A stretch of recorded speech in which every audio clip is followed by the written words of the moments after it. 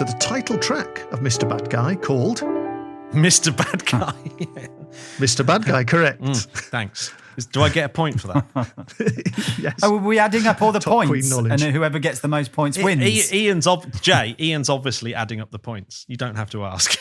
Ian will have his adding up no the points. No, I mean, do we win? Do we win anything if we get the most points? Oh, our own personal points. No, if you who gets the listeners highest score? win. What I'm saying, if I get I see, yeah, because who's the biggest Queen fan? Yeah.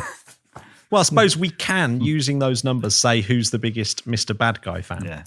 But I don't think it's going to be hard to tell already. No. Now, the listeners are ones that truly win, because after this, we will do a cover version of what we think is, one of the least strong songs of this album yet to find out. Oh, please don't let Mr. it be Bad Guy, around. the title track of Mr. Bad Guy, Mr. Bad Guy. What do we think of this? Fantastic. Love it. Isn't it? Oh my God. It's absolutely brilliant. This would be great on any other Queen album. It would fit right in. Oh, so you do like it? Yeah. Oh, yeah, I got think it's confused there for a absolutely second. brilliant. Yeah. I think it's not quite there. I think it's proto-Barcelona, which I think is great. I think it's like, this is the track where Freddie has the confidence to do orchestration. He actually did the orchestration for the orchestra and got an orchestra in to do it, which doesn't help the budget of the album for sure. But it's like, it's not. He hasn't quite hit the formula that he manages on Barcelona, though. It is But the orchestra great. sounds better. It's so good. Yeah, the orchestra sounds fantastic on it. It's really lovely. Sounds fantastic. And it's the only sort of real, well, not the only, but it's a very organic sound, isn't it, on an album that is, dominated by machines. So for me, yeah, it's just wonderful. Had this been on a Queen album, where would it? Which album would it have landed on? Kind of Magic, I guess it would, wouldn't it? It was 85. This wasn't it? So, or wouldn't really fit it on the work so much, would it? It's more of a miracle track to me. It's kind of got that kind of crossovery, complicated but intricate. Yeah, it's a bit like All God's People. Kind of, it's one of those. Well, ones, it's a little bit like a musical, isn't it? Also, as well, some of the, some like the stuff like Time that Freddie did on. I think he had a penchant for musical type sounds. Yeah. I think this track's great. I mean, the vocal performance is just all over the place. Oh my and God. Fantastic. I mean, to be fair, every single song, the vocal performance is absolutely fantastic. I mean, it's like even we're going to get to my least favourite one in a bit. Even then, it's a great performance. But Jesus.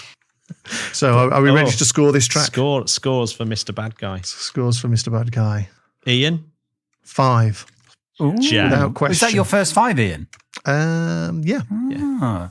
Well, of course, you are totally right. It is a 5. Am I right for this one? Yeah, good. A 5. I'm going to go with a 4. I don't think it's as strong as Made in Heaven, but it's good. In fact, it's epic. I mean, I'm torn. If I could give 4.5, I would, but I can't. No halves, you know the rules. Integer numbers. No, you're the bad guy, Matt. I am the Mr. Bad Guy. Speaking of Matt, Man-Made Paradise is the next track. What do we think of Man-Made Paradise? I think it sounds more like a Roger Taylor song. It's like it sounds like Magnum. That's what it actually sounds like. It's like really weird. And again, it's got so much kind of Brian May guitar playing through. Oh, those good. And I mean, it's sub Brian May as well, isn't it? Yeah, it's just horrible Brian May. Horrible. Yeah, it's like it's just really bad. And the way, I mean, because I don't object too much from the way it starts, and in the context of the album, it kind of fits quite nicely. But the way it goes into the chorus, it's just like appalling, really lazy songwriting for me. And then the guitar solos bit, it never gets it back after that. Yeah, it's got a bit of a Madness influence as well, don't you think? It sounds a little bit like Suggs could have done it. Yeah, it's off the wall, isn't it? Yeah. I think this for me is what I can only describe as sort of guilty pleasure.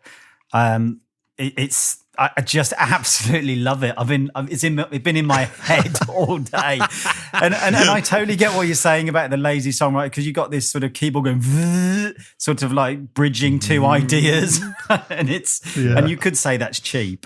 I say it's just inspired, and I mean, not only is it super funky and super jiggy, but you've got this little operatic section at the end. And you think, where's this coming from? And that really is for me the you were saying about Mr. Bad Guy being the precursor to Barcelona, but I can hear it there really clearly. Oh yeah, it's lovely. It's the first time he's demonstrated that ludicrous falsetto, pretending to be Montserrat Caballé thing. It's just like insane, that bit. And it's like I was listening to it go, I couldn't remember it. I just couldn't. I thought I can't even remember ever hearing this. I was absolutely like blown away by it. You think, what is that doing there? Yeah, it's crazy. Absolutely. It's crazy madness. Literally mental. So the score, Jay, I think we might be able to predict, but go ahead. I mean, that's an easy 5. An easy 5, right. Matt? It's a 3. It's a 3 from me. Yeah, it's a 3 for me as well. It's just kind of fair to middling. So there must be more to life than this. Don't you think this is a weird one? This one sounds like the melody was written by Paul McCartney and the piano was written by John Lennon, yet somehow it doesn't sound like the Beatles. It's really weird. It's like, it's ace. I mean, it's absolute. I mean, the melodies, the lyrics are just not quite there, are they? They're kind of sub-Lennon in their directness, without actually being quite classy enough to pull it off. Yeah, this to me, it's another step down in the Freddie ballad writing. You know, it's the same style as some of his classic ballads, but in nowhere is the quality there, as in you say, lyrics or the melody or the arrangement. I think the melody is insanely strong. I think the melody doesn't do it for me. Oh, I really like the melody. Yeah. But I just think the lyric is just not quite there. I hate it. I hate the Michael Jackson version, as in I just can't listen to it. It just sounds horrible because it's even more sincere. I mean, it's bad enough when it's someone being sincere, but when someone's being overly sincere with lyrics like this, it just makes it even worse. It's vomit-inducing. And that's Michael Jackson. You know, it's like one of the greatest singers ever, and it's still. And he makes it sound more horrible. Yeah, it's a difficult one. I can see why you're I can see why you're both saying the things that you're saying. It's a beautiful track. It isn't quite there, is it? It isn't quite. It should be so much more. It should be his Lennon, Imagine track, really, because it sort of alludes to it. You know, and in a way, I don't have a problem with people being earnest. You know, it's brave when and let's face it, Freddie is laying his heart on he's having his heart on the sleeve all the way through this album. And I totally respect him for that. I mean, you're really putting yourself out there with the sort of lyrics that he's writing on this album. So I don't really have a problem with it. But yes, maybe classy is the right word. It's not quite as succinct but it's a damn good, it's a damn good attempt. Yeah. Yeah, if only you could bottle whatever Lennon had at being able to achieve this type of track. Something like Imagine, where the lyrics, but for anyone else almost coming up with those lyrics, it should fail. But somehow Lennon pulls it off. Mercury's tried it, and he just doesn't pull it off. Yeah, maybe he should have said, he should put everything in the negative like Lennon does. Maybe that would have helped. I hadn't actually sort of analysed what it was, but maybe there is a secret there. Yeah, it's sort of like, I'm slightly cooler because I'm saying Imagine there isn't one. So, scores on the doors. 4. There must be more to life than this, Matt. 4. 4 for the melody. Jay? Yeah, I'll go along with that. 4 for the melody. 4. Yeah, I'm giving it a 3 for its subpar Mercury ballad. Subparness. Yeah, subparness. Yeah, it's a bit, yeah. Oh, now we've got a song. Living on My Own. Dee-do-day up. Oh, God. It's absolutely genius, this track. It's an insanely fun track, yeah, absolutely. it is so good. I don't think I didn't think I'd say that, but listening to it, it's just got so much. It's just basically tons of joy wrapped in something that's a little bit miserable. Yeah, it's really weird, which is great, which is brilliant, and again, insane vocals near and the loads end. of scatting. Absolutely, Like that, all that stuff amazing. near the end is just ridiculous. It's so good. Yeah. And it's a bit hot spacey, isn't it? It's sort of shuffling into hot space territory.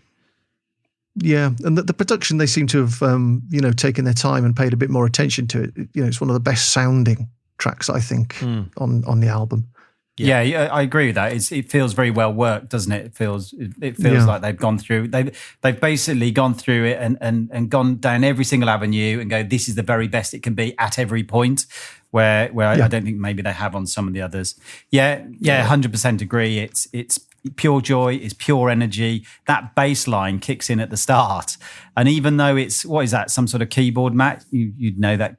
Yeah, it's a keyboard, isn't it? Yeah, it is a keyboard. Yeah, well, I mean, I love it. But it's so good. It's so good. Oh, yeah.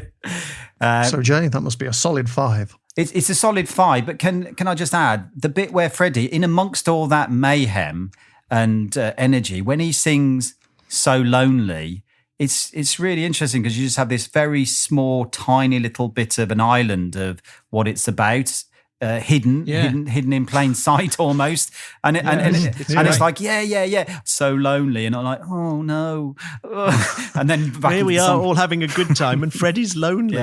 He's at his party. Exactly. Oh God. It's great. Yeah, I'm going to give it a 5 based on just that analysis alone. All right, it's a solid 4 from me. You heartless bastard. Right, Oh, God. second to last track, My Love is Dangerous. What do we think about this one? I think this is the biggest misstep by Freddie Mercury in his entire career. I would agree with that. I think this is his shittest song. There's very little to commend this song for. Well, I mean, I like it, but I do like it. But it's. I agree, it's the worst song on the album. That double time at the end. I mean, it's. Oh my God! I thought it couldn't get shitter. I literally. It's like I just thought this can't get any worse, and then suddenly it does. It's like as if doing sort of like a really mock reggae thing wasn't bad enough. I mean, the only thing in his defense is that everyone was doing it at the time. Reggae was insanely popular with UB40 and the Police and everyone else doing it. But there's even bits where he kind of sort of does a sort of Jamaican kind of accent in it. It's just like, kind of, this isn't quite right. It's awful. It's awful. Yeah, it is 0 awful. from me. Yeah, I'm going to give it a 0 because I literally couldn't believe how bad it was when I heard it. It's a 0 from me. Well, I mean, it's clearly a 5. It's a 5. It's he's trolling us. Don't feel embarrassed, Jay. No, give it a 5. No, there's a lot of peer pressure now. Yes, it's definitely no. It's a 2. It's a 2. It is weak. Well, I think bad is a strong word. It's the weakest on the album, and it might be the worst thing he's ever done. But I think it is. But something's got to be, hasn't it? Yeah. Yeah, maybe that's why he put it there. Just get it out of the way. From here on in, everything's the album seem good. It's funny that Living on My Own should just be so far into the album. It is strange that, isn't it? Yeah, it was such a strong song. But it does start well. The first 3 tracks are good. So maybe he thought, well, I'll keep this one for side embarrassment. B. We're on the last track. Embarrassment of riches. We're on the last track. So Love Me Like There's No Tomorrow. How do we feel about this one? I think this is an absolutely incredible song that deserved to be much, much bigger than it was. In actual fact, after listening to it, I think this might be my favourite track on the album, which I'd never really thought before, but I got to it and I was thinking, there's nothing to fault. It's absolutely brilliant, great melody, really good lyrics, and really heartfelt. It's actually punishingly heartfelt. It's really good. But for me, I think it's absolutely amazing. Again, very Lennon, very super Lennon, but he actually pulls it off this time. Yeah, it's another one of those, for me, that where there are other tracks that sound a bit like it that Freddie's done before, and the due care and attention just hasn't been put there. Doesn't really do it for me at all. Wow. Jay, help me out here. It's a fantastic track. I mean, there's absolutely no question about that. It's Ian's, the attention to detail comment has thrown me, because, I mean, in my head, it's a clear 5. I mean, I just remember it so vividly, sitting there, on my own without a girlfriend, just like you, Freddie, not or boyfriend, and just going, yeah, this is really sad. And yeah, I think you used a good word for it, Matt. Painfully honest. It was. Yeah, it is. It's honest, and he hits the right sort of level of sincerity, doesn't he? It doesn't make it. He doesn't make it. It's really hard to do with a song like this, not make it smushy. Yeah, mushy and yucky. Yeah, but it does. I mean, a vocal performance is incredible. And I don't know what you mean about the attention to detail. I think this is one of the most sort of fully conceived songs, unless it's tricked me. But listening to it, I think it's, like you said, it has that kind of internal consistency right the way through. I don't think it has a clunky bit in it or anything. No, I don't think it's not. It's not clunky. I just think the inherent quality of it just isn't there. But isn't that the production though? No, as a written song. Really? Yeah. I've got a feeling that if this had been, if this had had the production of, say, News of the World on it, it would have just been a standout track on News of the World, like a single that would have gone massive. I just think this deserved to be a very big single. In actual fact, I think it's a pity what we said right at the beginning, that somehow the album wasn't framed correctly. And therefore, it didn't reach the audience that I think it probably could have reached. Because I think this could have been a big hit single. I genuinely think it's a good song. Yeah, I mean, I see it in that sort of, it's a hard life mold, that sort of classic Freddie. I think it's better than It's a Hard Life. I think it's better than that. Well, it's in that league. It's definitely in that league. Yeah, it is for me too. So there we go. So the score from me on that one is a 2. What the hell? Matt? Jesus Christ! Anyway, stop the clocks. Wow. Yeah, well, it's what floats your boat, isn't it? Yeah, crikey. Oh, yeah. No, Ian's right. It's a 2 for me as well. No. I just didn't realise before. Yeah, it's a 5 for me. It's a wonderful track. 5. A solid 5. And Matt? Yeah, 5. This is a 5. And I would say I do have an ability to screen. So I would be... It would be remiss for me not to say that I listened to this album as Freddie's voice, everything about him. That's generally all I hear, and occasionally a bit of the bass line comes through into my consciousness. I don't listen to it in the round or with everything going on as much as some other songs. I mean, yes, you'll hear Mr Bad Guy and you'll hear the little sort of clarinets or little bits going along. Yeah. But generally, I'm just so like fused with the sound of Freddie's voice. I think I don't hear a lot of the stuff that perhaps if I did, I would give lower scores. So that's my comment on that. Yeah, that's a good point. I mean, I was amazed by the vocal. Having done all these covers and sort of got under the hood a little bit with the way that Freddie sings and those parts where he does the falsetto parts, and he's kind of got like 3 or 4 different falsetto voices where he changes gear in that one falsetto range, and he does that so much on this album where you go, it's just incredible. It's a technical tour de force of singing and emotional delivery as well. Yeah. So if you're listening it like that, I think there is a lot to be had out of this album. Yeah. I mean, that's why we're talking about the guy 30 years on from his death. He's just bloody amazing. What was the worst track and what was the best track, Ian? Now you've totted up the scores. I'm just. So I've got to put the weighting in. of the Waiting. votes. What Yeah. your judge? Well, because there's a tendency, to be generous. So what you do is you can add up everyone's total scores.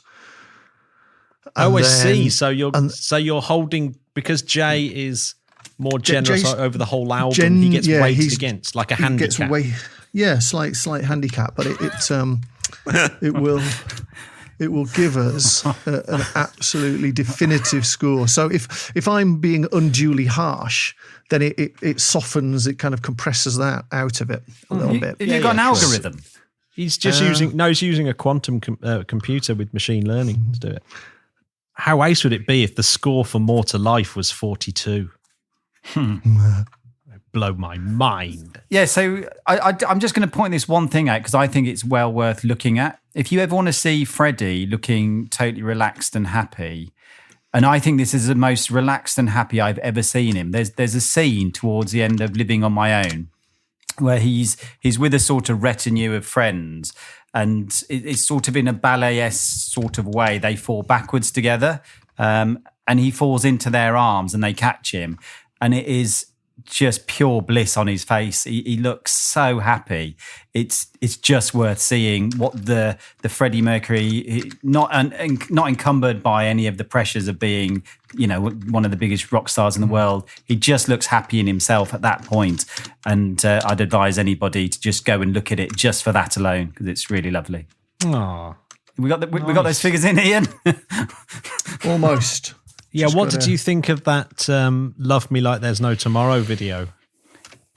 Yeah, it's weird, but it's I suppose it's sort of appropriating his life and making it into something it wasn't and isn't, and at the same time, it's sort of spurious, sort of bringing in the HIV thing as well. So it's quite hard to define. I agreed with you. Essentially, it's just a bit weird. I don't know why they did it. Well, and it's only one idea as well. I hate those ideas that are too obvious. But then it was raising money for the trust, wasn't it? Yeah, and I did like I sort of love the idea, and it's quite moving. The idea of, and they didn't have to do it all in this kind of way, but the person pulling out the bad, the HIV virus when he was on the floor and he was pulling it out. The idea that you could actually rescue someone like a doctor with something like that. It's painful because that's something that didn't happen for Freddie, that we all would wanted for that to happen. So that's kind of, for me, why it's sort of sad and also a bit weird, I guess. Yeah, I don't know how I feel about artistic things being foisted onto people who've died, onto their work. It's like, how do you know what their artistic vision is? It's almost a bit like sacrilege, isn't it? Well, no, exactly. It's a bit like, I think taking a Monet painting and saying, oh, of course he would have wanted it, hung in a neon frame. Yeah, no, it's just the sort of thing he would have wanted. No, how do you know? Absolutely. That's exactly what I think. It's slightly appropriating it. It's like, it's in the same way of us doing these podcasts in a way, but this is, I hope this is more of a homage, because we're not introducing many of our own original ideas, but in some ways it is similar, and in a way that's not such a bad thing. It's just the way things have gone creatively, isn't it? And I think it's a way of rejoicing in their creative talents. But yeah, we're not saying that we represent the members of Queen in any way, are we? In other words, we're not appropriating it, but we this is what we think. Yeah, absolutely. And what we do think is, so scores on the doors. What we think, Ian? What we think is not surprising, really. So the bottom three, as voted by we three, Can I guess what's number one in the bottom three? You certainly can. Love is Dangerous, by any chance? My Love is Dangerous by a considerable margin. Yes, that is by far the least voted track on the album. Then followed by Your Kind of Lover, and then closely followed by Foolin' Around. So those are the three tracks, listeners. Which of those three, Foolin' Around, Your Kind of Lover, or My Love is Dangerous, would you like us to do a cover version of and then present in a follow-up minisode to this one? Please let us know on the Twitter @RecoveringQ or on the email at info@recoveringqueen.co.uk.